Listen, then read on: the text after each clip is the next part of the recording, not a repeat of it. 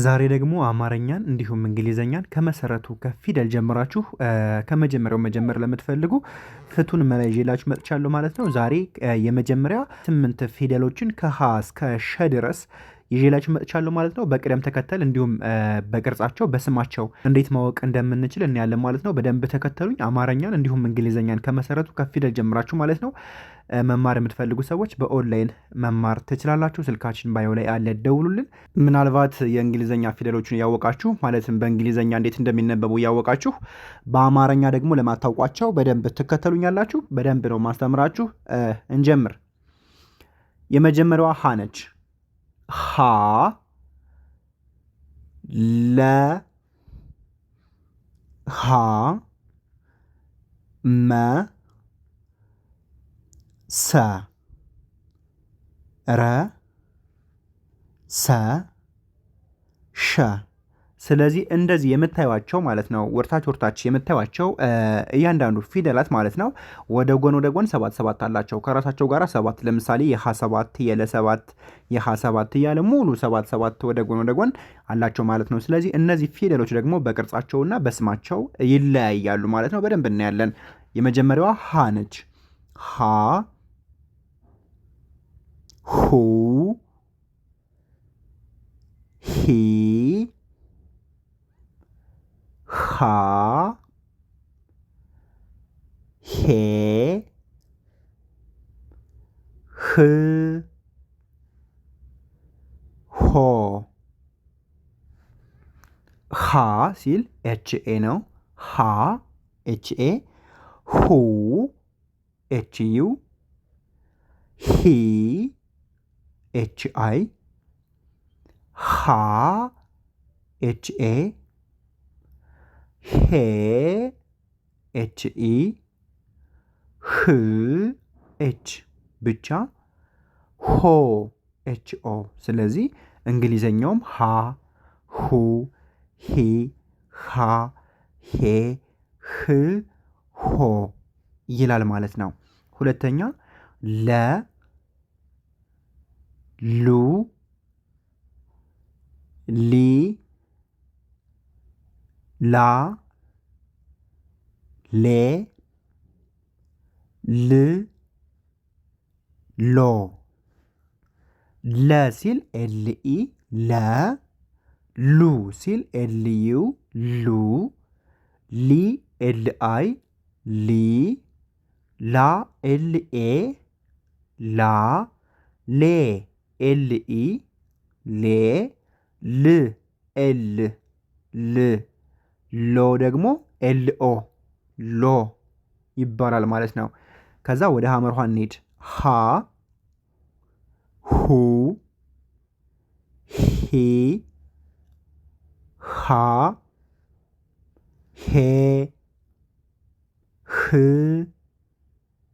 ሆ። ከመጀመሪያው ሃ ጋር ተመሳሳይ ድምፅ አላቸው፣ በቅርጽ ደግሞ ይለያያሉ። ሃ ለሚለው ኤችኤ ነው። ሁ ኤችዩ፣ ሂ ኤችአይ፣ ሃ ኤችኤ፣ ሄ ኤችኢ፣ ህ ኤች ብቻ፣ ሆ ኤችኦ።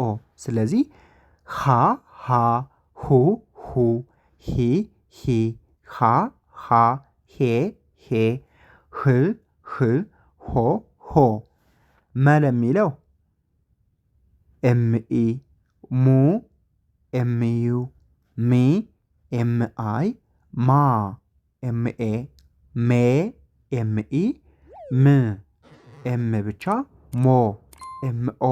ስለዚህ መ ሙ ሚ ማ ሜ ም ሞ። መ ሙ ሚ ማ ሜ ም ሞ።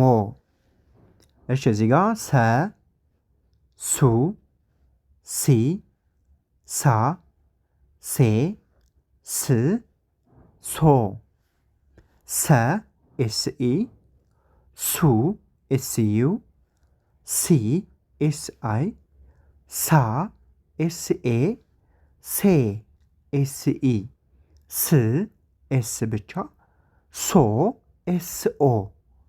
ስለዚህ ሰ ሰ፣ ሱ ሱ፣ ሲ ሲ፣ ሳ ሳ፣ ሴ ሴ፣ ስ ስ፣ ሶ ሶ ይሆናል ማለት ነው። ረ ሩ፣ ሪ ራ፣ ሬ ር ሮ።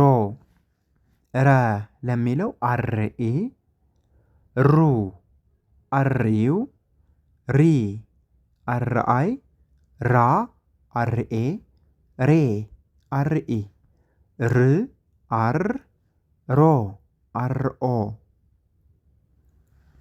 ስለዚህ ረ ሩ ሪ ራ ሬ ር ሮ። ሰ ሱ ሲ ሳ ሴ ስ ሶ። ልክ እንደ መጀመሪያው ሰ እንደዚህ ሰ ተመሳሳይ ስም አላቸው። ቅርጻቸው እንደምታዩት የተለያየ ነው።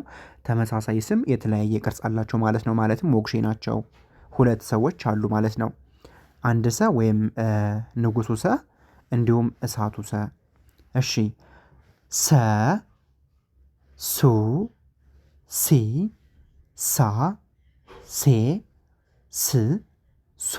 ሰ ኤስኢ፣ ሱ ኤስዩ፣ ሲ ኤስአይ፣ ሳ ኤስኤ፣ ሴ ኤስኢ፣ ስ ኤስ ብቻ፣ ሶ ኤስኦ ይሆናል ማለት ነው።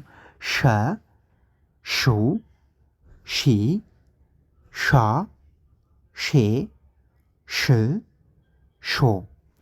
ሸ ኤስኤችኢ ሸ፣ ሹ ኤስኤችዩ ሹ፣ ሺ ኤስኤችአይ ሺ፣ ሻ ኤስኤችኤ ሻ፣ ሼ ኤስኤችኢ ሼ፣ ሽ ኤስኤች ሽ፣ ሾ ኤስኤችኦ ሾ ይሆናል ማለት ነው። እንዳጠቃላይ ማለት ነው። እንዳጠቃላይ ከሀ ቤተሰብ ውጭ ያው እንደምታዩት ከዚች ሀና ከዚች ሀ ውጭ ለአንደኛዎቹ ኢኢ የሚል ቫውል ይወስዳሉ። ኢ ያለ ይሄዳል ማለት ነው። ከማን ውጭ? ከሀን ቤተሰብ ውጭ። ከዛስ ሁለተኛዎቹ ደግሞ ዩ የሚባል አናባቢ ይወስዳሉ። እንደምታዩቸው ዩ፣ ሁሉም ዩ ነው ሁለተኛ ላይ ሲወስዱ። ሶስተኛ ደግሞ አይን ይወስዳሉ። ሁሉም አይን ይወስዳል። ቫውል ነው ያልኩኝ። ቫውል ኮንሶናንት ደግሞ ይለያያል እንግዲህ። አራተኛ ደግሞ ኤን ይወስዳል። ሁሉም ኤን ይወስዳል። አራተኛ ኤን ይወስዳል። አምስተኛ ደግሞ ኢን ይወስዳል።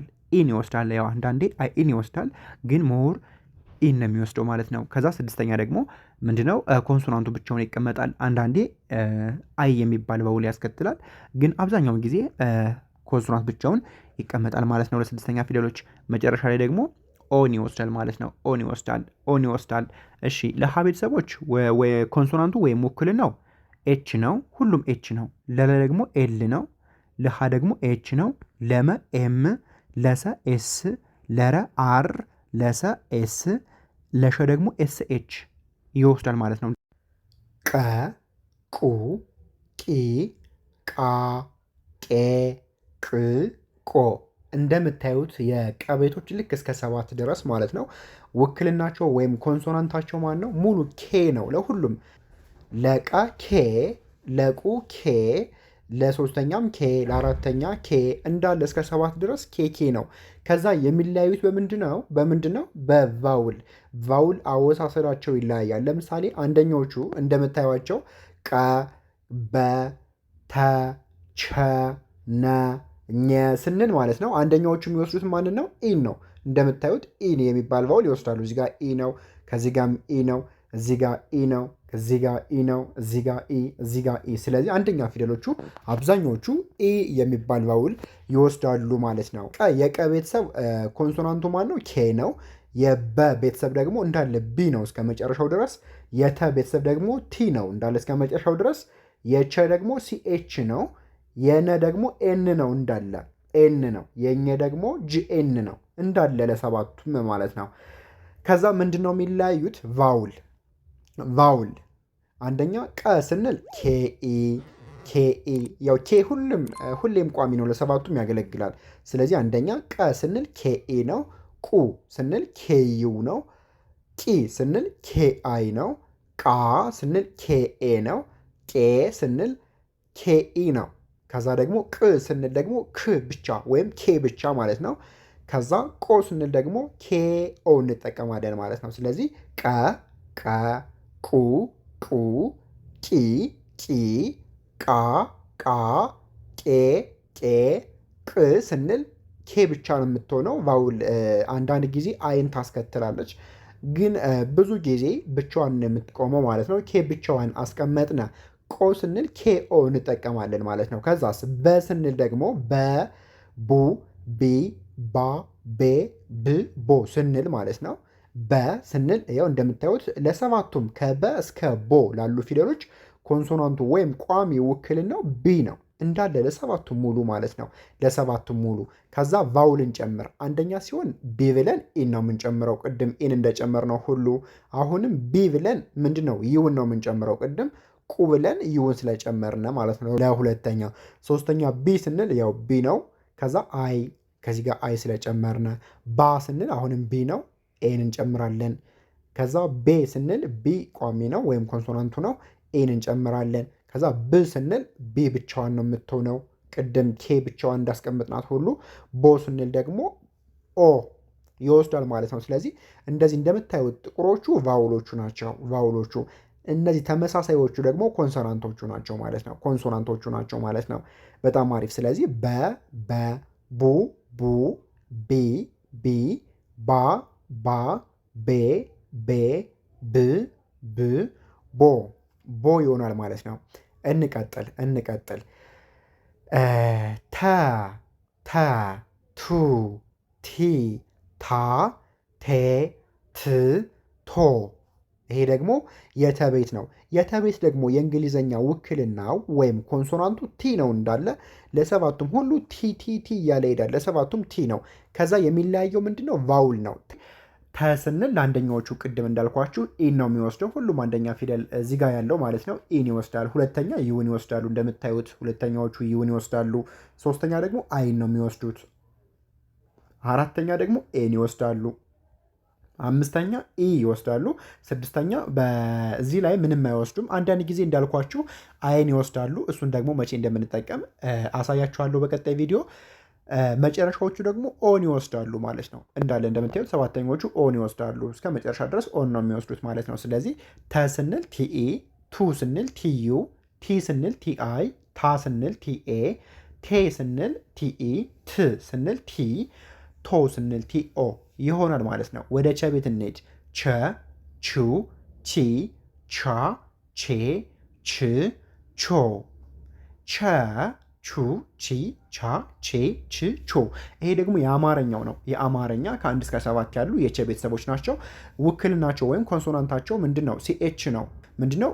ሁለት ኮንሶናንቶች በአንድ ሲመጡ ማለት ነው። ስለዚህ ቸ ስንል ሲኤች ነው እንዳለ ለሰባቱም ሁሉ ሲኤች እንጠቀማለን። ከዛ ቫውል ደግሞ እናስከትላለን። ቸ ስንል አንደኛ ስለሆነ ኢን ይወስዳል። ቹ ስንል ዩን ይወስዳል። ቺ ስንል አይን ይወስዳል። ቻ ስንል ኤን ይወስዳል። ቼ ስንል ኢን ይወስዳል። ቺ ስንል ምንም አይወስድም። አንዳንድ ጊዜ አይን ይወስዳል።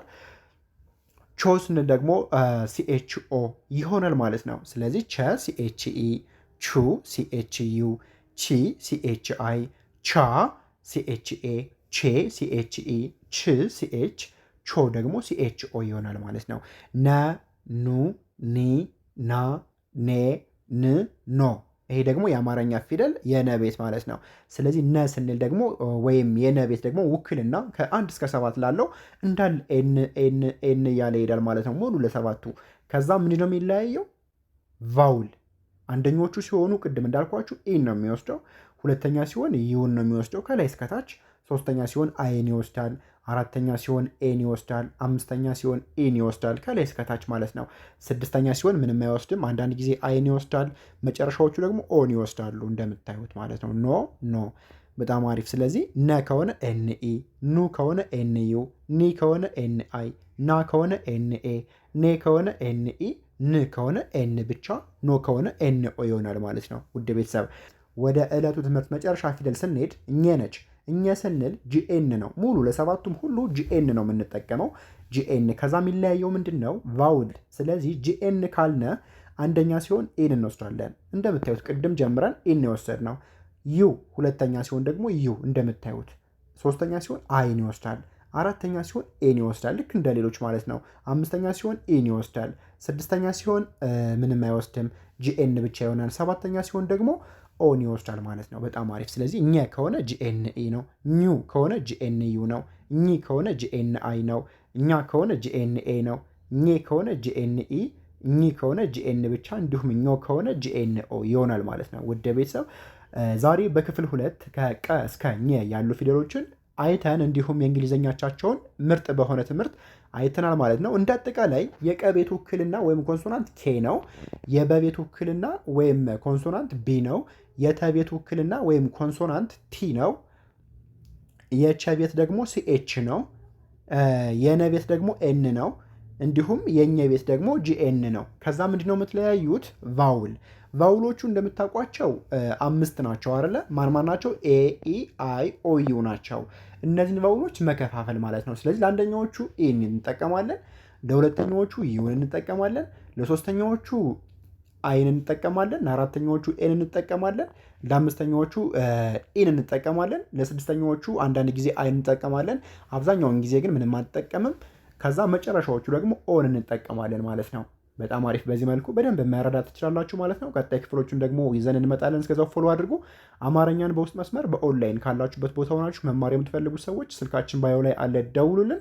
በቀጣይ ትምህርት እስክንገናኝ ሰላም ቆዩ።